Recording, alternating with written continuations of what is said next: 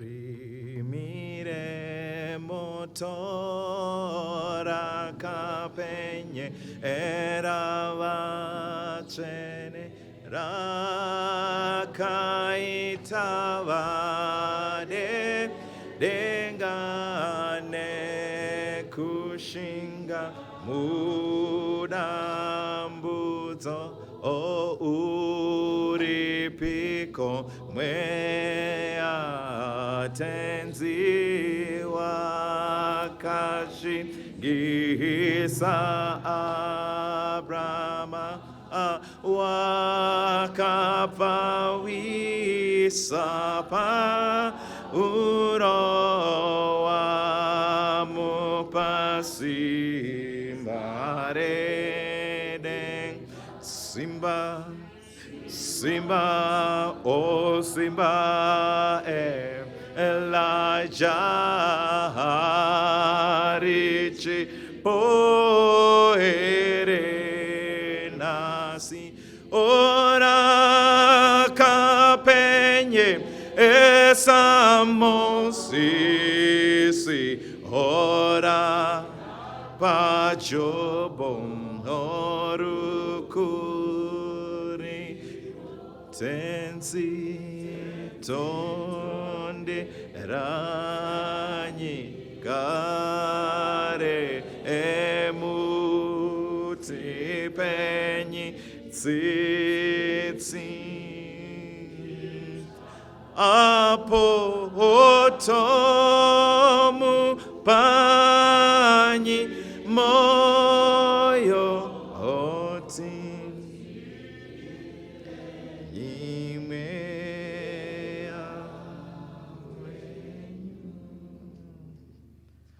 Baba wedu vari kumusoro kudenga panguva dzino dzemangwanani,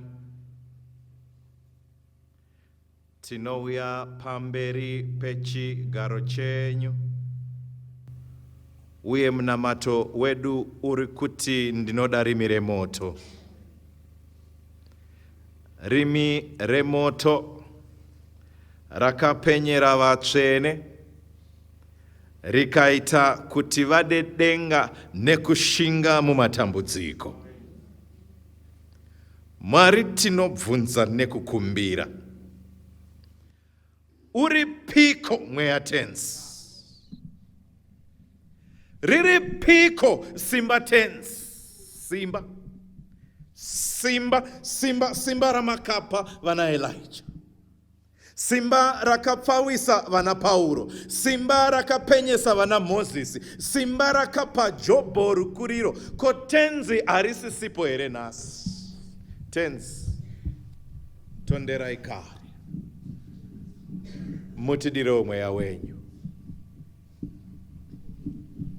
Tenzi, tonderai kare, mutidirewo mweya wenyu. Apo zvatakukupai moyo, tenzi, tonderai kare, mutidirewo mweya wenyu. Spirit of the living God, fall afresh on us this morning. Spirit of the living God, fall afresh on us this morning.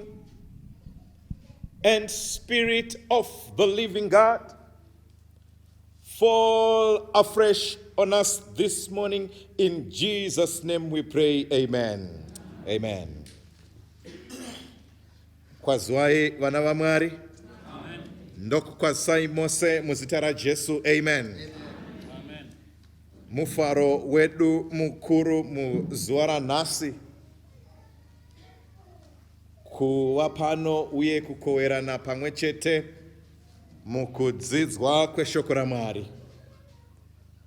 Tinonzwa kuno kumberi takadukupiswa kwazvo nekuda kwevakuru vatikuta pazuva redu guru ranhasi.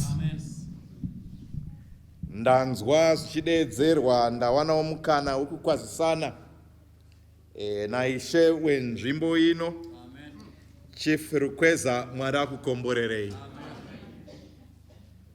deno kubata kwekutonga kwenyu kungaite mbiri. Madzishe mamwe ose muZimbabwe azive kuti kwari kweza kuna mambo vanotya Mwari. Ndekuda kwekuti matikutawo pachirongwa chanhasi. Ndanzwawo sadunhu venzvimbo ino vari pano, sabhuku rukweza muri pano. Mabhuku mazhinji muZimbabwe. Asi ndinodavira munzvimbo ino ndo muna sabhuku vari kupfugamira Ishe wemadzishe ose. Nekuda kwekuti maita saizvozvo, Mwari ngaakukuitirewo nyasha. Ndanzwa kuti zvakare pane vatungamiri veungano zhinji, vose vaungana pano nekuda kwekuti tiri kudeedza zita raMwari. Mwari iye ane zita ratiri kudeedza muzuva ranhasi, dei angakukomborerai nemhuri dzenyu.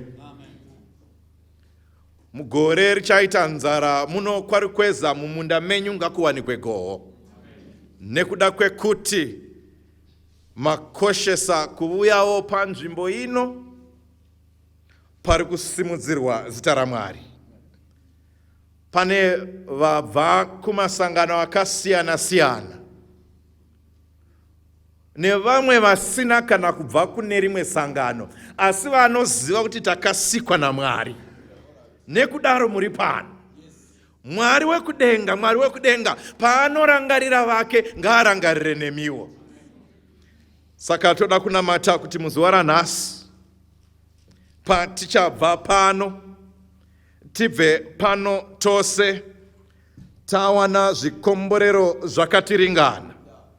Regai ndikudeedzei kubhuku yaMadzimambo, nekuti tatsikwawo nemadzimambo nhasi. Saka zvakafanira kuti tiwane nyaya yedu kubva kubhuku yaMadzimambo. Madzimambo ekutanga chapter 18. Madzimambo ekutanga chapter 18 ndichaverenga vhesi ya21, ichava nhanga vhesi rezuva ranhasi. Bhaibheri rinoti, zvino Eria akaswedera kuvanhu vose akati, mucharamba muchifunga mifungo miviri kusvika rinhiko?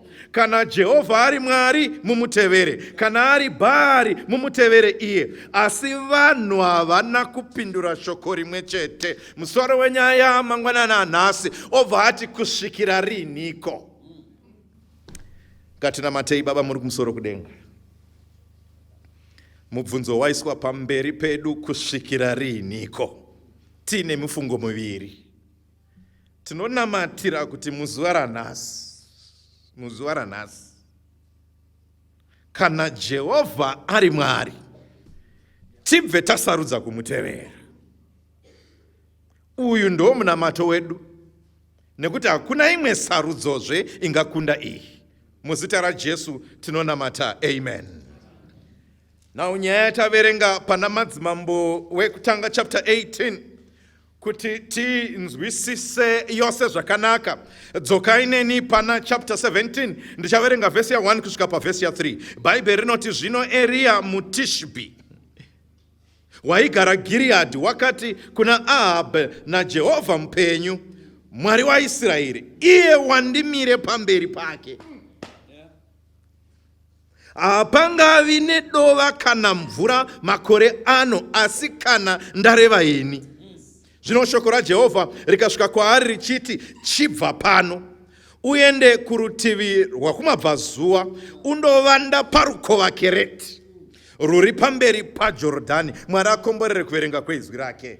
Now nyaya iri pano pana Madzimambo wekutanga chapter 17 ndeya muprofita waMwari anonzi Eria. Now kuti munzwisise kuti Eria anoprofita munguva dzakaita sei, anouya kuzobata basa munguva dzakaita sei, zvinoda kuti tihwisise kuti rudzi rwaMwari runonzi Israeri panguva iri rwakanga rwatiza kunamata Mwari, vakanga vava kunamata zvifananidzo. vakasiya Mwari musiki wakasika denga nenyika, vakatanga kunamata zvifananidzo. Vakasiya Mwari akasika iwe neni nemufananidzo wedu, vakatanga kunamata zviumbwa nezvinhu zvakagadzirwa nevanhu, vakasiya musiki wazvose. Saka panguva iyi Israeri yakanga iri pakutsauka kubva pashoko raMwari. Panguva iyi Israeri yakanga iri pakutsauka pakusanamata Mwari. Vakanamata zvinhu, vakanamata nevanhu, vakanamata nezvinhu zvisingafemi, vachisiya Mwari musiki, Mwari wedenga nenyika.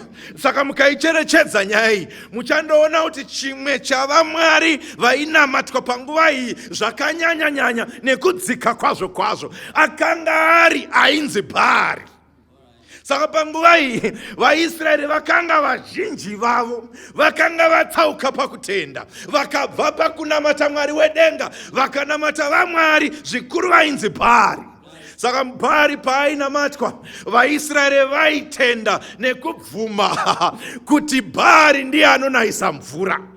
Vakakanganwa kuti Mwari ndiye anonayisa mvura. Vakakoshiwa kuti Mwari, kana tida kuti mvura inaye, kana tichitsvaga goho, kana tichitsvaga kukohwa nhasi, hatiende kundokumbira mvura kuna vamwari, asi kuna Mwari wekumusoro kudenga.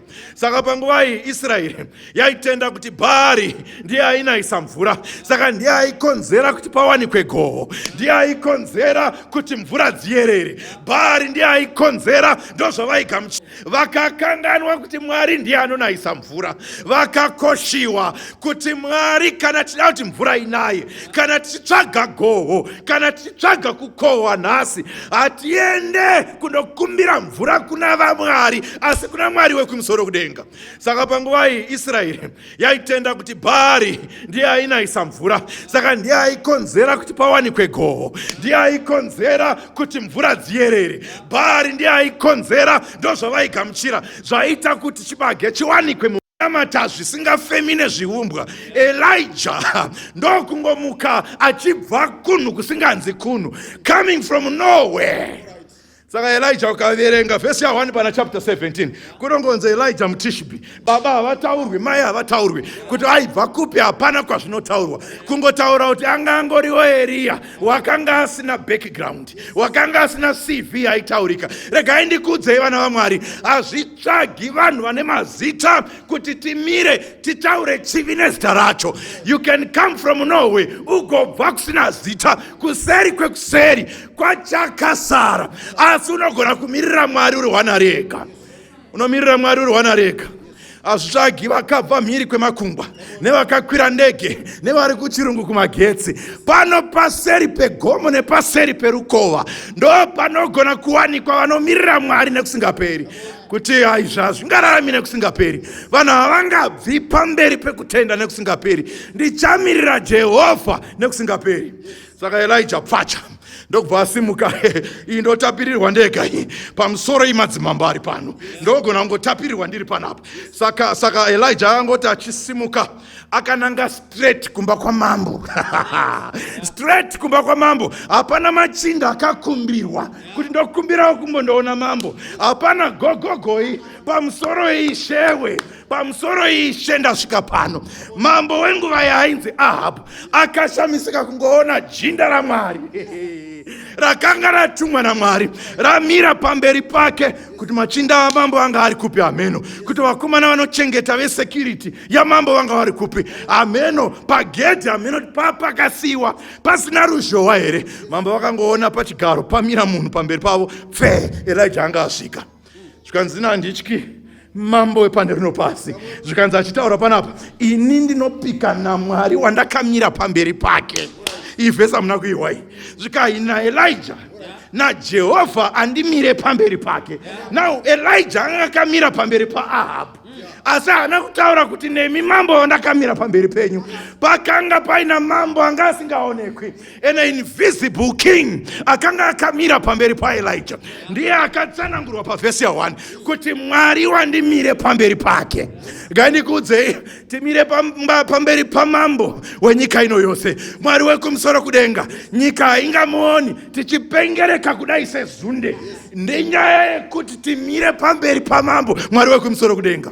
wamusingaoni newamusingazivi. Zvikanzi naMwari ndimire pamberi pake akuzonayi mvura, no rain. Elijah akaenda kundokiya pamukova wainaya mvura kuti vazive kuti ane simba ndiMwari haasi Bhaari, kuti vazive kuti anonayisa mvura haasi Bhaari asi ndiMwari. Saka rwendo rwaifambwa naElijah akananga kuSamaria kwanga kwina mambo Ahabhu. Aifamba achiyambuka nzizi dzakanga dzichiyerera mvura, akananga kumusha wamambo, kupalasi yamambo. Akati asi ini handivhunduke nekuti ndimire pamberi pamambo. Achiona nzizi, achiona zvinoyerera, achiona ugreen, achiona zvese zvakati chechetere. Akati izvizvi nekuda kwaMwari andinomira pamberi pake zviri kuzooma zvese izvi, kuti muzive kuti kudenga kuna Mwari nemvura izonayi. Pane Mwari paachabvumira kuti mvura dzeupenyu hwenyu dzimbomira kunaya, kuti muzive kuti anonayisa mvura ndiMwari wekumusoro kudenga. Vazhinji takaisa vimbo muzvinhu, takaisa vimbo mune vamwe vanhu. Mwari achambomira kunayisa kuti muzive kuti kudenga kuna Mwari. Ndokubva angosvika. Saka Ahabhu achiri pakati pekuedza kuvhunduka, hana yake ichirohwa nehana. Hana yake ichirohwa nehana. Mukomana anga atopedza kudeliver message, anga atotenderera akutodzokera, akutobuda akutorova pasi mufundisi. Vakomana ndofunga vepamagedhi pavakada kuti batai munhu anga apedza kudeliver message yekumusoro kudenga yakanga yabva kuna Mwari wekumusoro kudenga. Achipedza kubuda Mwari ndokutaura naye zvakare. Zvikanzi Elijah munhu wangu, simuka uende zvino parwizi Kereti. Saka ukafunda vhesi ya3 Bhaibheri rinotiko Elijah wakati akuzorine mvura kusvika inini ndataura, kwete kusvika Mwari ataura. Saka paanoti kusvika ini ndataura, denga rinoita problem. Kunodaidzwa emergency church board kuti mukomana ari panyika wataura, akati panyika inoi hapachazorine mvura kusvika iye, kwete imi Mwari mataura. Saka pari kuda kuitwa programu yekuchengeta muromo waElijah, nekuti muromo waElijah ukaparara hakuzorine mvura. Saka denga rinoita programu nekuti kunyangwe ngirozi yemvura inozotsvaka kuti ko makii aenda kupi. Inozwa kuti makii emvura for 3.5 years anenge ane mukomana anonzi Elijah. Saka mukomana uyu akaparara na makii, mvura haichawanikwi panyika zvachose. Saka muromo waElijah unofanira kuchengetwa. Saka Mwari anoita programu nekuti Elijah paati kuchava nedrought, iye ari musituation yedrought. Saka kana drought raizouraya vamwe, naiye aigonawo kufa naro. Saka paida kuchengetwa Elijah kuti agozogona kutaura kuti ngakuchinaya. Denga nhasi rikagara pasi, chii chauinacho chaunotaura chingaita kuti denga riite church board, rigare emergency meeting, riti muromo wako unoda kuchengetwa nekuti une shoko raunaro. Saka Elijah denga rinoita program roti vakomana manyai nemukomana pabhuruku. Mukomana ndobva aiswa pabhuruku, nyika ndobva yatanga kuoma, but paari pane katsime kane mvura. Kukanzi denga rakuita program, kunofanira kubikwa kudenga kuti mukomana achengetwe ari pabhuruku. Zvikanzi saka koenda hani, Mwari anobva ati no, hazvinetsi, kunoenda makunguo. Ndine problemu neshiri iri kutumwa kunofidha Elijah, nekuti shiri panguva yaNoa takaituma ikarega kudzoka. Kona useita kutuma gunguo kuna Elijah. Muripo icho chamwari. Mwari watinonamata ndiMwari wama-second chances. Mwari anotipa mukana tomborasika, but nyango tikarasika Mwari haasi munhu akadaro, nekuti Mwari unoshuvira kuti vanhu vose vaponeswe. Saka nyango patinorasika paya, Mwari haatirasi, unotitevera otipa zvomwe mukana. Saka unogona kumbomitiswa nhasi zvoita sezvaramba, Mwari anokuda wakadaro. Kune vanopinda mukati medzimba dzen'anga, Mwari abve atovhara musuwo wake, anoti kwete, rega ndimutevere zvakadaro, mukana wokuponeswa uchipo. Saka Mwari ndiMwari wama-second chance. Saka gunguo riri kuita program rekuenda pabhuruku. Saka Elijah anongona chikafu chichiuya negunguo. ende imwe problem inoitika makunguo kumanzwisa kwandinoita anouya pane zvinhu zvakaora. Saka kune vaitsvaka Elijah vaiti vakaona makunguo achiti gwegwe apo vanoti uko hatindi kune zvakaora. Nyambisirwa Mwari akachengeta muranda wake. Kune zvimwe zvinhu vana vaMwari zvokuti tikazvitarisa zvinoita sezvakaora, iri programu yaMwari yokuponesa. Saka muchaona vakomana vari kuHarare vanogona kutofona kuti mai takatumira shuga, kosei muri kuti shuga yapera? Imoti kondine vana voti takambokuudzai kuti vana ava munawo. Vana vokumitiswa vachidzoka pamba, hanzvadzi munodzirega chiunza vana pamba, ndo vari kupedza shuga. Zvoita sepurogiramu yezvinhu zvakaora. Nyambisirwa mwana iyeye rimwe zuva anokuisai pabhurukwe. Iyeye mwana uyu wamuri kuti mwana uyu wakarambwa akasiwa, mwana wemusikana akasiwa. Vakomana vachifona vari South Africa muri kunetswa nemagora ari kugara pamba, asina vana baba, asina nhoroondo ingateerwa. Vana baba vacho vari kupi? Madima aisa vana kuna baba vavo. Imochengeta moti vanangu handifambi nevana vakabereka, kokwa changu kungopasadza. Ivo vopopota vakomana, ngaindikuudzei vana vaMwari, rambai muchichengeta. Iwaya anoita seakashoreka, anoita sekuti makungu aya rimwe zuva rinokuisai pabhurukwi. Saka zvakashoreka zviri kuita sezvakaora ndo zviri kushandiswa naMwari kuti zviende pana Elijah pabhuruku. Saka gunguo riri kuenda nechikafu richinofidha mukomana. But kana pane nyaya yandinofarira, Elijah haasi kuisa vimbo pagunguo, ari kuisa vimbo pane tuma gunguo. Ampo Elijah haana kuisa vimbo pagunguo, but akaisa vimbo pana atumira gunguo. Tine dambudziko remaparents anongoisa vimbo pagunguo. Kana Mwari akataura nemoyo wemukomana, mukomana akarangarira kuti kune mubereki akakutumirai chikafu kupera kwemwedzi, Mwari haana kuti chinamatai mukomana, tendai wakasika mukomana. Saka kune vamwe vanenge vachingoti kuvadza pari kweza, ndine mwana wangu ari kuHarare, ndine mwana wangu ari Joni, motadza kutenda akasika neanochengeta mukomana ari kuJoni kuti arangarire kuti kupera kwemwedzi kune ekokeshi inofanira kuenda kumusha. Saka Elijah akati ano makungu aripo zvawo, pati vimbo ndinoisa pane atuma gunguo.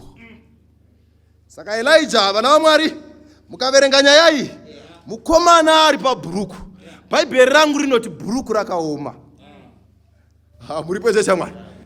Komana ndo pairarama ari parwizi achirarama nemvura iripo, but rwizi runooma. Ngaindikuudze vana vaMwari, ndaona muna mambuya ari pabhuruku muno. Ndangachiona dzimwe wifi dzandaona muno, unoona kuti shwa imbuya iri pabhuruku, nedzimwe foni dzandaona muno, unoona kuti shwa munhu achiri parwizi. Asi regai ndikuudzei, rwizi nerimwe ramazuva runooma. Saka Elijah dzaifara dziri parwizi dzichinakirwa neparwizi, dzichinakirwa nemvura, but dzaingoziva kuti ano kunyange rwizi rukaoma kune mukuru akandituma pano, ndiye unochengeta. Saka chakakosha vana vaMwari, zvakanaka zvisina kunaka, rangarirai kune unochengeta. Kune dzimwe shasha dzinotori pano dzaimbovawo pamvura, but mvura yakaoma. Taidziona pari kwezapa paiuya bhazi zichiuya nebhara kuzotakura baba vaBhajoni, but nhasi zvakaoma. Vanoenda paguva vozendama vachichema vari paguva vachirangarira taimboonekwawo, but rwizi rwakaoma. Pane vana vasikana vari pano nevana vakomana vaidzidza kuzvikoro zvinorema, vabereki vachiripo, vaivapo pabhuruku, but nhasi vanoshayirwa mari $15 yepatemu, rwizi rwakaoma. Saka Elijah aiva namazuva ake, aifara ari pabhuruku zvichafaya, but rwizi rwakasvika pakuoma. But Mwari ngaatendwe, Elijah anga asina kuisa vimbo pabhuruku. Elijah akanga akaisa vimbo pana akasika. Chinodiwa vana vaMwari ndechekuti pazvinooma ngazviome akasika aripo. Elijah zvakasvika pakuoma, but akasika aiva muprogramu. Saka kana Mwari achitendedza murume kuti afe, rwizi ngaruome but akasika ari muprogramu. Kana Mwari akatendedza kuti vabereki vazorore, ngavazorore but akasika ari muprogramu. Nemhaka yei akasika. Kana rwizi rukaoma, unongodzokera paari womudza kuti ndimi mune programu. Unonzwa akasika wati no, ngatisimukei kune Zarepati. Muripo izvo chaMwari. Saka panooma bhuruku mufundisi, pane Zarepati. But ndoda kuti mucherechedze chinhu ichi. Ukatodzidza ndiMwari akatuma Elijah. Yes. Zvikanzi enda patsime Keriti. Come on. But dambudziko randinaro manje. Yeah. Elijah haana simba pamusoro perukova. Elijah haana simba pamusoro pegunguo. Come on. Ndichigere kuona vanodzidzisa shiri kuti shiri irume chingwa, iyo ine nzara, yoti ichi hachidyiwi, ndechemunhu waMwari. Because vanodzidzisa imbwa havasati vagona kusvitsa imbwa pakuti iunze chikafu isati yazadza dumbu rayo. Kusvika munhu atoti nhamo yeumwe hairambirwi sadza, dai gungo raikudza iraiti munonyepa, isi takafa nenzara takatakura chingwa chemunhu waMwari. But chinzwa ka shiri nedzivo rakapwa. James akunyora anoti Elijah aiva munhu sewe neni, asi akasunga denga. Mukusunga kwaita denga, iye anga asingazivi kuti uchadyei. Minamato imwe yamunoita tendai Mwari kuti haidairi. Nekuti dai aidaira mimi minamato yenyu imimi, maidzoka futi. Saka Elijah zvaamira pamberi pamambo kuti hakuzovi nemvura kusvika ini ndataura, ndipinzei muvhesi ndikasike ndipindewo ipapo. Ndaida ngovhunza kuti pamusoro imukoma Elijah, ko imimi muchange muchidyepi kusvika shoko raMwari rauya kwaari zvikanzi chisumuka tiende parukova Cherith. Saka anga asina key. Now vhesi ya8 mukaierenga, because yakataura ikati simuka tiende paCherith. Vhesi ya8 inoti shoko raJehovha rakauya zvakare, zvikanzi chisumuka tiende Zarepati. But pane mashoko anondivhiringa, zvikanzi naMwari kune shirikadzi yandataura nayo kare kuti ikuchengete. Mirai, kana paine munhu anotarisirwa pasi, ishirikadzi. Saka nditenderei ndibvunze kuti sorry Mwari, mati ndiende Zarepati, mati kunani? Kushirikadzi. Ndikokufundira imbichana kuti shirikadzi dzaiitwa sei nguva iyi. Shirikadzi kana usina mwana mukomana, murume wako afa, haukwanisi kutaura whether padare kana kuti kupi, hautauri because hauna mashoko ekutaura. Shirikadzi varume venguva iyi waiti kana aomerwa aingogona kusvika pashirikadzi oita zvaanoita, hapana aigona kururamisa mhaka nekuti haana murume.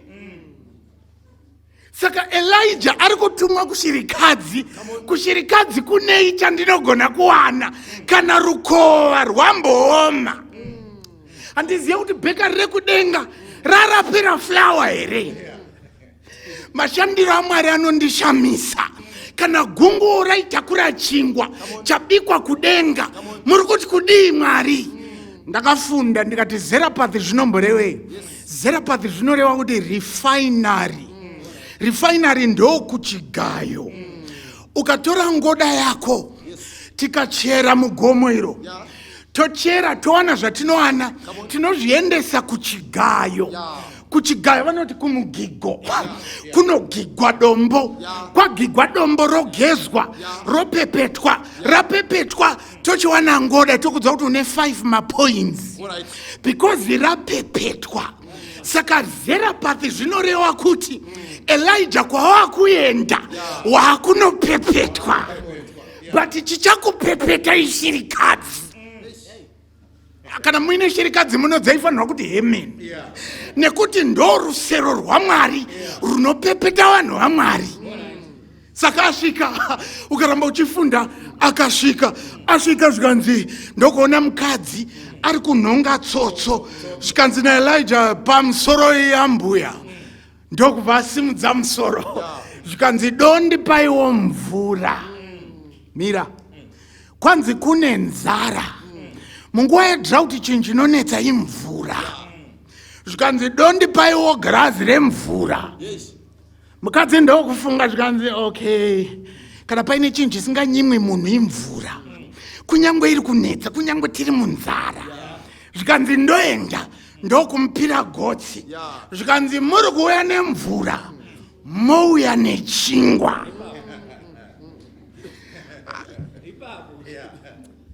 Wakumbira mvura, it's okay, ndogona kukupa shoma iripo. Pamuri kuenda muuye nechingwa. Nzara nemvura zvisikwa zvese zviri kutamburira mvura. But pamarasika manje, kana ukaita nzara, hakuzoiti nzara yehuni. Kana kuine chinhu, kuipa kwechimwe ndokuwanda kwechimwe. Saka miti yese yaoma, saka huni dzazara. Pamaifanirwa kuita mubvunzo, sei ari kunhonga tsotso? Nzara ndechikafu, kwete huni. Chingwa chipi chinobikwa netsotso? Saka shirikadzi itori nesemoni kuti bhudhi kuno kwamauya kuri kutonhuwa nhamo zvakanyanyisa. Nekuti kana kuhuni kwacho dzitori tsotso. Zvikanzi Elijah, itai zvandataura, musatye. Panondinetsa varume. Zvikanzi ingoitai zvandataura. Shirikadzi ikati aiwa imi ndokuudzai, zvikanzi pamusoro ingwasha, tumafuta twasara mumba nefulawa yacho netutoso twamaona twandiri kunhonga utu, kutoti tikabika ine mwana wangu tobva tadya tofa. Saka atori nesolution neconclusion zvese. Saka tsotso dziri kubika kachingwa. Handizivi kuti vaizosheya sei vari two, because dai atora matanda taiziva kuti pari kubikwa chingwa chisvinu chine kumeso, but itsotso. Saka chingwa chinoda kubikwa hachina kana kumeso. Vachachidya sei vari two? Later alone iwe waita wechitatu, but Elijah ati aiwa ichi ndechangu ndega, imimi nemwana wenyu mazozvionera after ndadya. Asaka pari pachigayo panopepetwa munhu. Shirikadzi ikati it's okay, ndinoenda ndokuenda ndokugadzira chingwa ndokuuya nacho. Elijah ndokudeclare zvikanzi musatya. Regai ndikufundirei musatya. Musatya zvinoreva zvinhu tu. Auya uyu handimuzivi. Saka yaive tsika, nekuti Mwari ataura zvikanzi enda Zidhoni. Zarephath inova yeZidhoni. MuZidhoni ndo muna baba waJezebel, mukadzi waAhabhu, kuSamaria, kuIsraeri.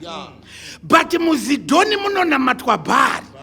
Muprista mukuru ndiEthbaal, baba waJezebel, mukwadi tezvara waAhabhu. But Mwari monditi ndinohwanda munyika yemahedheni. Miti yaMwari handizivi.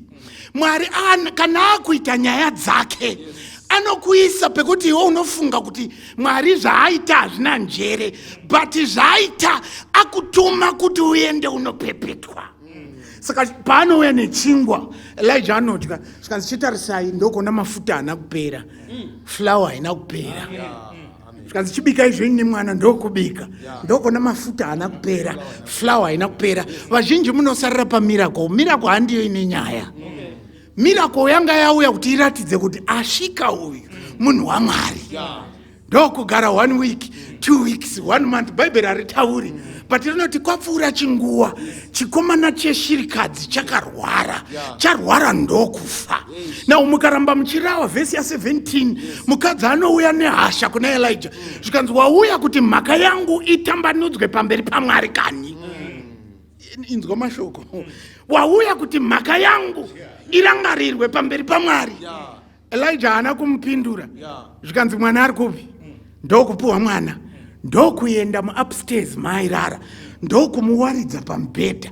Elijah anodzokorodza mashoko emukadzi. Zvikanzi nai Mwari, ko mazoitirei kuti chinhu ichi chiitike pamusoro pemwana uyu? Mamuroverei kuti afe? Mwari haana kupindura nekuti hamusati mataura. Adaro anochizotanga kunamata vhesi ya19 zvikanzi akati Mwari itai mwana adzoke. Ndokunamata ka1 ndokunamata ka2 kechi3 mwana ndokuti kwaku. Elijah ndokumutakura ndokuti kuna mai mwana wenyu uyu. Zvikanzi namai manje pavhesi 24 zviro kwazvo ndazviona kuti idi shoko raMwari riri pamuromo wako. Timira tirapanure chirawe. Now zvinoitika ndezvekuti kana Mwari akukupepeta haatsvagiwe kuti unzwisise. Tine problem nevanhu vane miono. Semaonero angu inini hatisi kuda maonero ako. Semafungiro hatisi kudako. Mwari anoti kudii? Saka Mwari ari kuti enda Zarephath. Wasvika Zarephath ipapo ndataura neshirikadzi pationa paasvika pashirikadzi zvandanga ndichitarisira kuti shirikadzi ida mazosvika ndandakakumirira inotosvika yoti handina zviripo. Mubvunzo wandinawo ndeyekuti konai Mwari manditumirei Zarephath iyo shirikadzi yacho isiri kundiziva. Hebrews oisa pachena kune vamwe vakagamuchira ngirosi vasina kuziva. Pane imwe minamato yawakanamata Mwari ndokupindura but wanga wakatarisa mapinduriro ako but Mwari anoti handisi munhu akafanana newe. Apindura ansa yako yakaenda but panzvimbo yekupepetwa unobuda waona Mwari. Saka Elijah akaona Mwari sei? Number 1, flour haina kupera, mafuta haana kupera. Number 2, paanonamatira mwana Mwari haana kumupindura pamunamato wekutanga, pamunamato wechi2 but pane wechi3. Saka shirikadzi yakaona Mwari burikidza naElijah. Elijah akaona usimba raMwari pakupera kwazvo. Uchipinda muchapter 18 zvikanzi wapepetwa wakwana chisumuka ngatidzokere Samaria. Zvikanzi tine nyaya naAhabhu makore 3 apera ngatidzokere. Ndokudzoka ndokupinda muchapter 18. Elijah paanodzoka apinda muSamaria anosangana naObhadhaya. Obhadhaya anga atumwa namambo saka vanga vatopatsana, umwe ndokuenda nemakwai umwe ndokuenda nemakwai chiri kutsvagwa imvura. Elijah ndokuita mahwekwe naObhadhaya. Zvikanzi zvakadini? Zvikanzi Obhadhaya munhu waMwari unondikwadzisa kuri kupisa. Zvikanzi ndosaka ndatouya enda unoudza mambo kuti ndiri pano. Obhadhaya anoti munhu waMwari unondigurisa musoro nekuti mambo hapana paasina kutsvaga. Chona wai Mwari akamuisa kuZidhoni kuZarephath. Zvikanzi mambo hapana pavasina kukutsvaga vakakushaya. Saka chaiva chinangwa chaMwari kuviga Elijah munyika yevahedheni nekuti pakatoti kana paine nzvimbo isingazomboendwi naElijah inzvimbo yeZarephath nekuti kune mahedheni. But rega tirapanurire shirikadzi iri pano. Luke 4 Jesu akutaura zvikanzi kwaive neshirikadzi zhinji muIsraeri but hadzina kutumirwa Elijah asi shirikadzi imwe chete yeZarephath. Why yeZarephath? Yaitya Mwari kunyange iri muZarephath. Kune vanhu vari muIsraeri asi havazati vari veIsraeri. Kune vanhu vari Zarephath asi havasi veZarephath, ndo veIsraeri. Saka akatumirwa kushirikadzi but pakupera kwazvo vese vari tu vakaona Mwari. Zvikanzi naObhadhaya munhu waMwari ndikaenda ndikadzoka ndikasazokuwanai muri pano. Ahabhu anogura musoro. Zvikanzi aiwa ndiri pano enda. Ndokuenda ndokunoudza Ahabhu. Zvikanzi mutambudzi uya auya. zvikanzi ari kopi, zvikanzi akandimirira ndokubva wauya, ndokuona Elijah aripo. Chii chinoitika? Saka Elijah anongoudza Ahabu kuti iwewe haundiudzi zvekuita, ini ndokuudza iwewe. Uri mambo, but kwauri uko kuri kure naMwari ndiri pedyo. Saka Mwari ndiye anokuudza iwewe zvekuita. Nyange uri mambo unoudzwa zvekuita. Saka ndoda kuti muverenge verse 21 chapter 18. Chapter 17 ine vanhu vatatu. Chapter yese ina Elijah, ine shirikadzi nemwana wayo. But patinosvika pachapter 18, the stage is broad. Vanhu vawanda. Tave pagomo rinonzi Kameri. Nekuti Eria paaudza Ahabu ati ngatisanganei Kameri. Saka vanosvika paKameri. Pavanosvika paKameri zvinoita sekunge Eria ari ega. Asi Mwari ngaakudzwe. Vanomira naMwari havamiri voga. Unogona kuita seuri wega. Asi ndoda kukudzidzisa chunhu ichi tisati tarongedza tadzokera. Kana ukamira naMwari, denga rese riri pamusoro pako. Vanogona kukufuratira vehukama, but you are in a good place. Kana uri kurutivi rwaMwari, zviri nani kuva minority ndiina Mwari wangu pane kunzi takawanda tichiwira mugomba. Saka Eria anodaidza vaprofita oti imimira yapo, iyewo mira uku. Ahabu aripo akamira navaprofita vake. Eria obva achitaura verse 21. Verse 21. Zvikanzi zvino Eria akaswedera kuvanhu vose akati. Eria ndokuswedera kuvanhu akati. Muchifunga mufungo muviri mucharamba muchifunga mufungo muviri kusvikira rini? Verengai verse. Kana Jehovha ari Mwari. Kana Jehovha ari iye Mwari, mumutevere. Chimuteverai. Kana ari Bhaari. Kana ari Bhaari, mumutevere iye. Ndoda kuti munzwisise zviri kutaurwa naEria pana. Eria ari kuti muri kukamina pamufungo muviri. Nemhaka yeiko vanhu vari pamufungo muviri? Kurutivi uku kuna Mwari wavanoziva kuti anonayisa mvura, asi kurutivi uku kuna Bhaari wavakaudzwawo kuti anonayisa mvura. Saka vari kuti zviri nani kuva pafenzi kuitira kuti kana Mwari akanayisa mvura tongoti tiri vaMwari. Vari kuti zviri nani kuva pafenzi kuitira kuti Bhaari akanayisa mvura tongoti tiri vaBhaari. Nemhaka yeiko vanhu vaita complication yekuti vasarudze Mwari kana Bhaari? Nekuti zviri kuita sekunge zvinogonekwa naMwari, Bhaari anozvigonawo. Saka these people want a bite from both cakes. Zvazvanga zviri panguva yaIsraeri ndo zvazviri nhasi. Vanhu vanoda kudya kwese. Vakanditarisa vanoita samaKristu, asi kukupfuwira variko, kumunamato variko. They want a bite of both cherries. Vakanditarisa matai vakasunga, asi pamharadzono variko, kumunamato variko. Havashayikwi, unovawana kwese kwese. Vanhu vacho kana nguva yakuroorwa ikaita senge yanetsa, vanonobvunza vachinamata vari kwese. Zvazvanga zviri panguva yaAhabu ndo zvazviri nhasi. Saka Eria anoti but manje haibudi metsi iyoyo.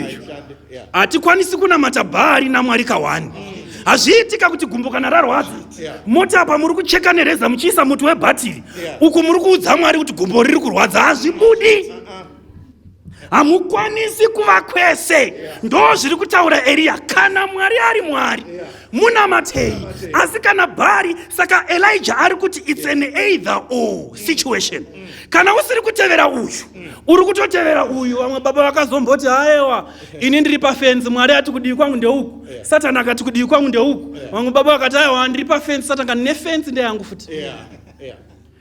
Kusasarudza Mwari, kusarudza Satani. Mwari haatsvaki vanhu vari undecided panyaya dzekunamata, vanoda kwese. Saka Eria anoti nzwisisai chunhu ichi, hatisi kuzoita maitiro iwayo, sarudzai nhasi. Chinondishamisa panyaya yesei Yeah. ndechekuti paita makore 3 nechidimbu Yeah. mvura haisi kunaya haisi kunaya. vanga vachitenda Bhaari handi vanga vachimutenda kuti ndiye anonayisa but makore 3 nechidimbu mvura veshona yamazuva ano vanoti mvura dhololo hakuna mvura saka Mwari apa Bhaari mukana kuti zviratidze kuti uri Mwari amupo pakurwara kwegumbo renyu mai Mwari aipa muto yamabhatiri mukana kuti ngaumbokurapai tione pakurohwa nemurume kwenyu Mwari aimbopawo miswe yejinyu nezviropa zvenhunzi mukana kuti pfuhwirai katione pamakore 3 nechidimbu tione kuti pane zvinoitika here. Aiwa kamaenda kunopira mudzimu kuti mvura inaye Mwari aipa mukana mvura yacho iripi hakuna. Vana vaMwari vanondishamisa vanonyatsokuona kuti zvinhu zvavari kushingirira hazvishandi asi havarambi.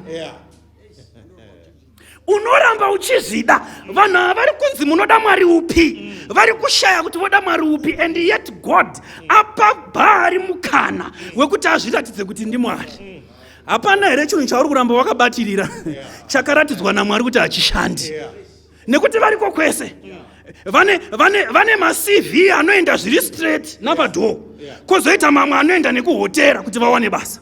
Vari pano vanoti kana zvaoma vanodonha munhenga kuti zvinhu zvifambe. Kana mwana akada nzvimbo payunivhesiti konzi nzvimbo hapana asi yemari iripo vanopikitika vachinamata kuti Mwari ngaawane nzvimbo mwana uyu vobva vadonhedza futi munhenga. Vanhu ava vakafanana namaFiristia anoti tina Dhagoni Mwari wedu tine areka yaMwari tikazvisanganisa izvo hatitangiki. Inzwai maKristu rima nechiedza hazvidyidzani.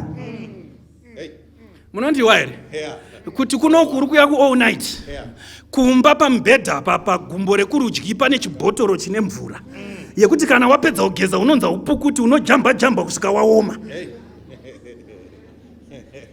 Zvaunomwa nezvaunodya hazvimwiwi nemunhu mupenyu but because you want a bite from both cakes uri kuita senge unonamata wakapfeka uniform yogreen tototi mai ava muKristu asi kwamunoenda dzimwe n'anga kana dzotendeuka dzinoti saka makastoma angu evanhu vanonamata vachazodii. Uriko kwese asi Mwari ari kuti hausati wazviona nanhasi kuti zvinhu zvako hazvishandizvo. Hausati wazviona ndakupa makore 3 nechidimbu kuti uzvione kuti zvinhu zvako izvi hazvishandi. Saka Eria anoti no mune problem yekudecida saka regai ndikubatsirei kudecida. Toda kuti muverenge verse 27. Mune problem yekudecida let me help you. Mubvunzo wati kusvika rini toda kupindurazve kuti kana tabatsirana kudecida kuti Mwari anonamatwa ndeupi tobva tati saka zuva racho ndinhasi.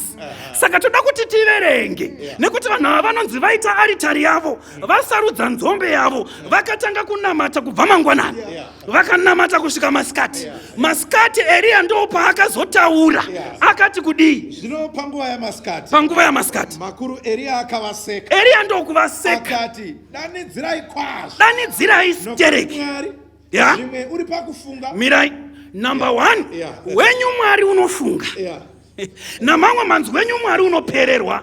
Number 1 zvimwe waenda kumwe wenyu Mwari imi unowayawaya. Vanhu vakanditeerera Bhaari wenyu unodiwi anowayawaya zvimwe wafamba rwendo kana wakavata hake. Saka toda kudzoka pavhesi izvi shoma nezvishoma dai tati nenguva taiverenga Isaiah chapter 66 vhesi ya1 inotaura kuti Mwari wekudenga kudenga ndo chigaro panyika ndo paanoisa tsoka.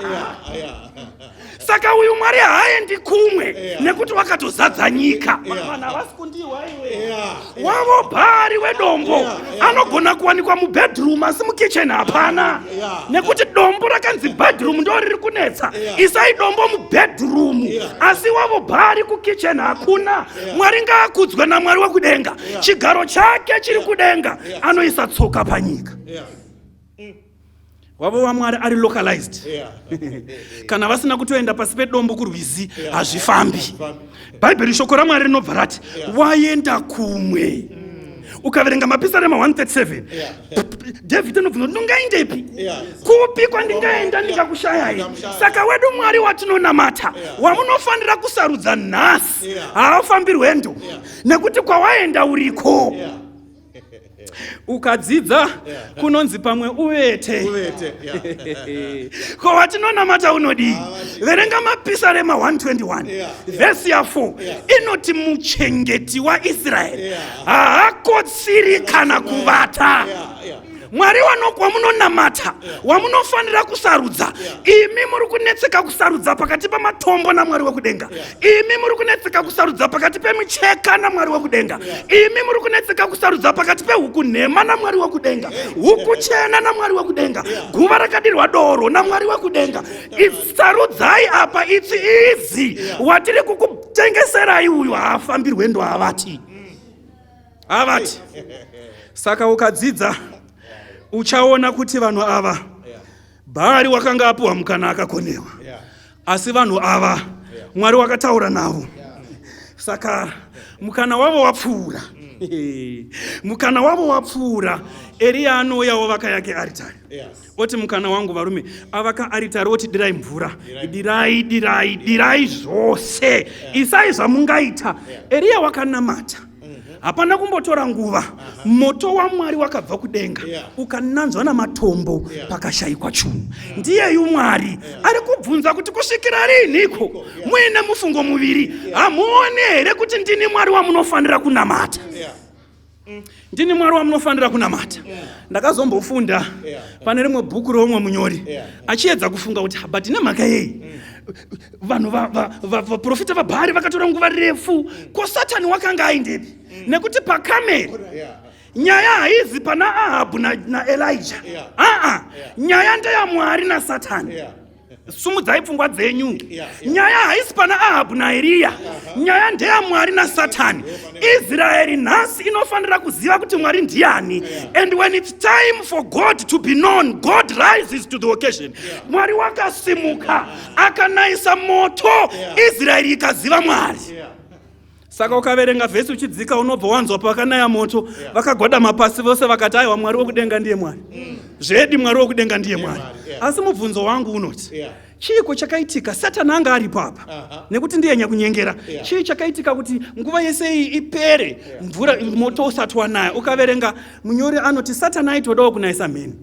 Oh, by the way, Bhaari uya ainzi futi anoita zvemheni nemoto, but nguva yese iyi akazvikonewa. Nyangwe naSatani aitodawo kunayisa moto, asi wakazvikonewa. Nemhaka yei? Munyori anoti Mwari akaudza Satani kuti apapa chimbodzikama apa anofanira kuonekwa ari Mwari ndini. Inzwai vana vaMwari, kana nguva yakwana muupenyu hwenyu yekuti Mwari aonekwe, Mwari anosumuka. Asi kana tichiri nezvimwe zvimwari zvatakachengeta zvatinonamata, Mwari unopeta maoko ombopa zvimwari zvenyu mukana. Apeno kana vanizwa? Munazvo zvamunovimba nazvo kana zvinhu zvakaoma, kana murume worwara kana mai vorwara, mwana akanetsa, pane zvimwe zvamunazvo. Mwari anoti nekuti munazvo izvozvo chimbotirayai naizvozvo, kana zvazoramba muchazoona kuti Mwari ndiani. Saka Israeri yakazama mvura 3.5 years ichichemera Bhaari, Mwari akazonayisa mvura. Bhaibheri shoko raMwari rinotaura kuti Eria wakatumira shoko kuna Ahabhu akati chizvisunga chiuno muchinda, unogona kutadza kusvika kumba kwako mvura yakunaya. Ende mvura yakanaya zuva iro.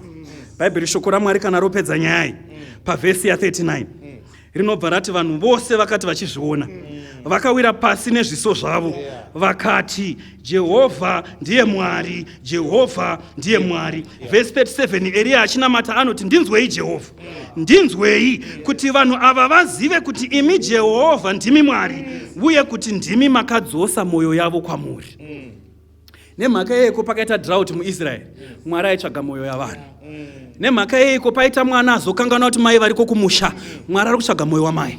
Nemhaka yei pazoita mwana aita senge anonoka kuroorwa, Mwari ari kutsvaga mwoyo wemwana iyeye. Dambudziko rinouya muupenyu kazhinji kacho mwoyo wemunhu awirwa nedambudziko watama pamberi paMwari. Mwari ari kutsvaga mwoyo. Musi wakazoburuka pagomo, mwoyo yavanhu vose yakanga yadzokera kuna Mwari.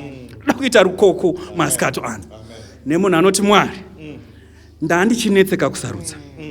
asi ndazozviona kuti Mwari anonamatwa ndeupi. Bhaibheri shoko raMwari razviisa pachena. Kuna Mwari asingavati, kuna Mwari asingafambi rwendo, kuna Mwari asingatsumwairi, kuna Mwari asingaendi kumwe, kuna Mwari wakazadza nyika. Kudenga ramatenga ndo kune chigaro chake, pano pasi pano ndo paanogadzika tsoka dzake. Ndoda kunamata panguva ino neanoti Mwari ndibatsire, ndoda kumusarudza Jesu akadaro ngaasimuke netsoka dzake tive nenguva yakunamata. Pamuchinjiko pane upenyu, iye Jesu atendetarise, o pasine pfuma ndezvenando, pamberi ndo nazvakanaka monewo penyomoko taresa mochenjeko openyu wakanaka tarisa ka. Ndoda kuextenda ko izvi ndichitsvaka anoti ndoda kumusarudza nerubhabhatidzo Jesu.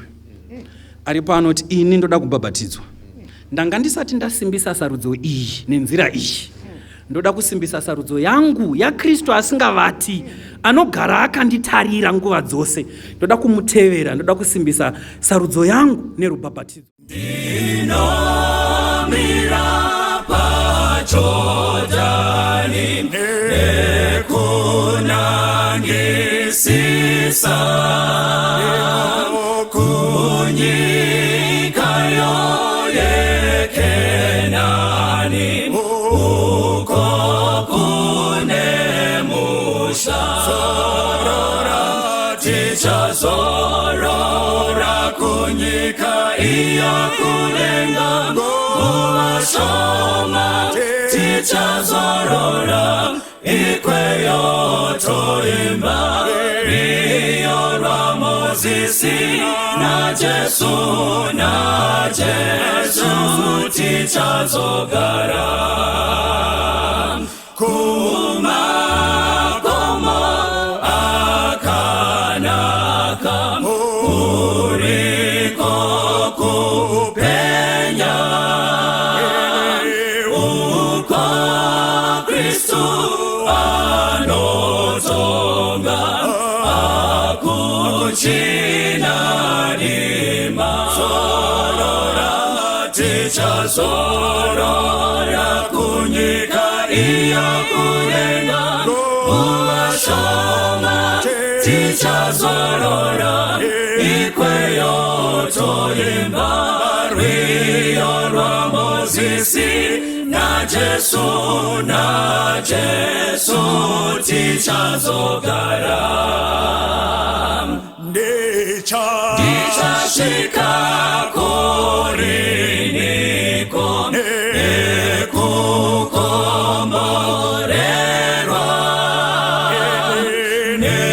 nekuwana Baba wangu naiye kugara.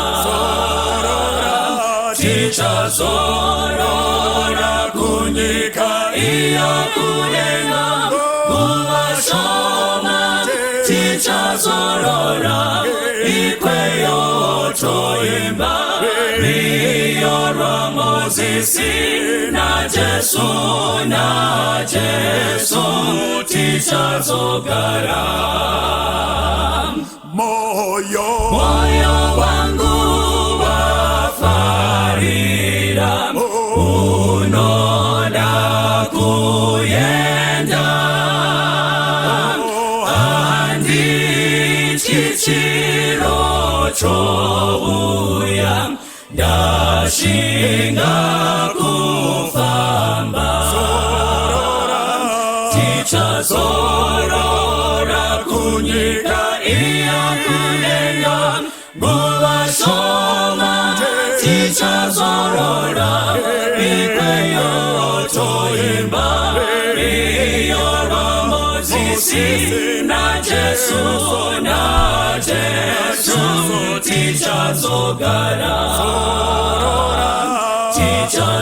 tichazorora kunyika iyo ulenga kuwashona tichazorora ikweyo zoimba iyo rwambozisi na Jesu